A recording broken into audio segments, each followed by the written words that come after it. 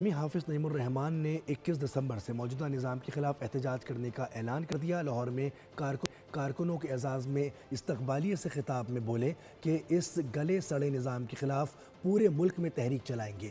ناانصافی کے نظام کے خلاف مل کر کھڑا ہونا ہوگا۔ بلدیاتی نظام کو لاگو ہونا چاہیے اور خاندانی سیاست کو بدلنا بہت ضروری ہے۔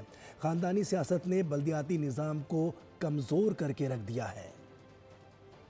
حوالے سے 21 تاریخ کو پورے پاکستان میں ڈویژنل ہیڈ کوارٹرز پہ دھرنے ہوں گے۔ یہ نظام کی تبدیلی کی تحریک نہ صرف ان کا چالان کرے گی بلکہ ان کو فکس کرے گی انشاءاللہ۔ اس لیے کہ اس طرح نہیں چلے گا اب یہ نظام کہ آپ زبردستی طاقت کے ذریعے سے اور سازشوں کے ذریعے سے مسلط ہو جائیں، اور اس عوامی طاقت کے ذریعے اللہ کی تائید اور نصرت کے ذریعے اس نظام کی تبدیلی کی تحریک کو آگے بڑھائیں گے۔